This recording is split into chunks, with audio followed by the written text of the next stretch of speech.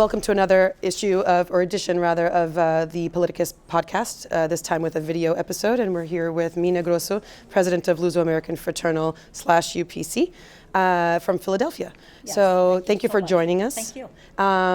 Tell us a little bit about yourself and your story. My name is Mina Grosso. I came here to the United States with my parents back in 1972. Mm-hmm. I was 11 years old at the time. Was here for a long time. I grew up, went to high school, some college, got married, had a family, raised a family, 3 kids. Also, we had a construction company, family-owned business, which I was sort of like the assistant office administrator for a long time. Back in 1998, our family decided to move to Portugal, where we stayed for 2 years.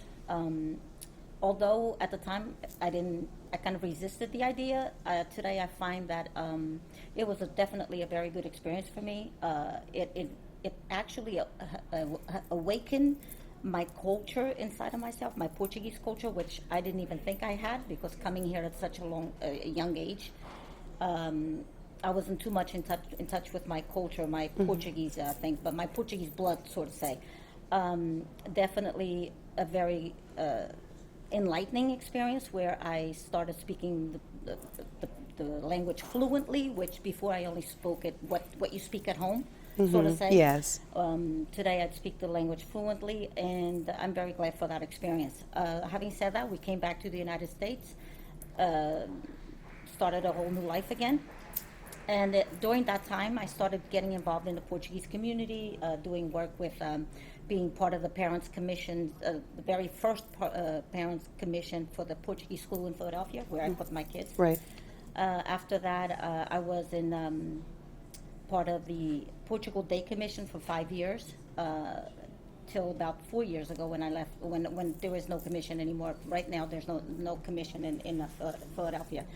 Also was part of the radio program, RP1 in Philadelphia. Oh, nice.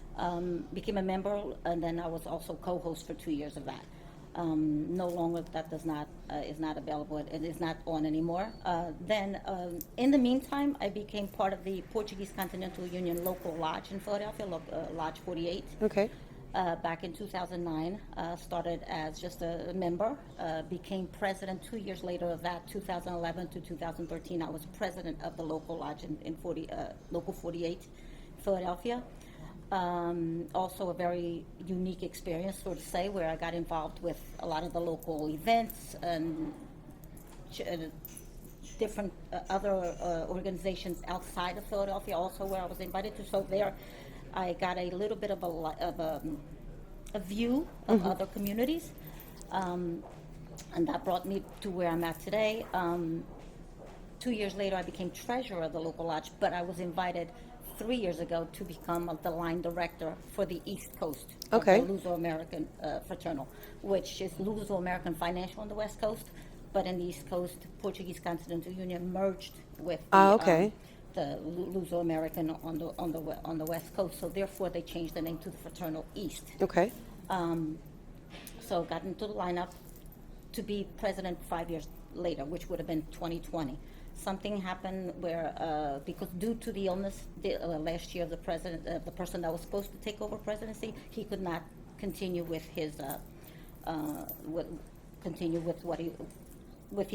his year, which was last year. So they asked someone to step up.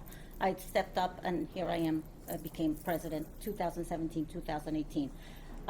It's been a unique experience to get to know other people, other lodges throughout the whole East Coast. It's been a very busy year for me. And in turn, I am a person who I really value diversity. I value my culture, and I love the fact that I am Portuguese, and I am proud to be Portuguese. Well, that's wonderful. So tell us a little bit about what's going well at LUSO-American Fraternal, some things that could use some improvement. I mean, I know that all organizations and associations have the good and then the challenges that they face. The challenges that we face is to get new members, which has been my goal this year, to bring new members. I have done my part. I'm also a saleswoman for the LUSO-American Financial, which I do sales in annuities, life insurance is the educational savings plans, and my goal as president has been to bring new members to the organization. I have since last year, I'm pretty sure there's a total of 15 new members that I brought in, so I'm very proud of that.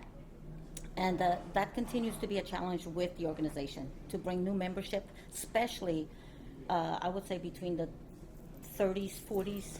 Right.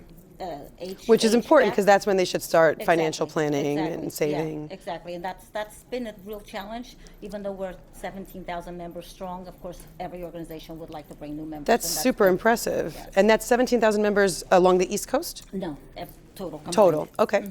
Awesome. That's very impressive. That's an impressive number, but it's good that you're always striving to get more We more do membership. strive to get more, and that, like I said, that's been my goal this year, is to bring new members. And every presidential visit that I've had, I have asked for everybody to talk about our organization, to bring new members, so that we can become strong and our culture is preserved in the United States, which is very important.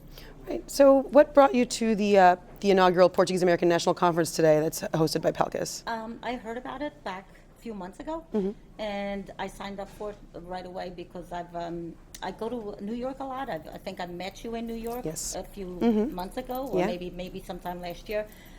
Once I go to New York so much, I began to go to some of your events. Right. And I kind of started to realize that this is definitely an important organization. And, I want to be involved. I want to continue coming to your events because I think it's important for the cultural part of it and our Portuguese American, so that we can be known and we can put our mark in the American culture. Right.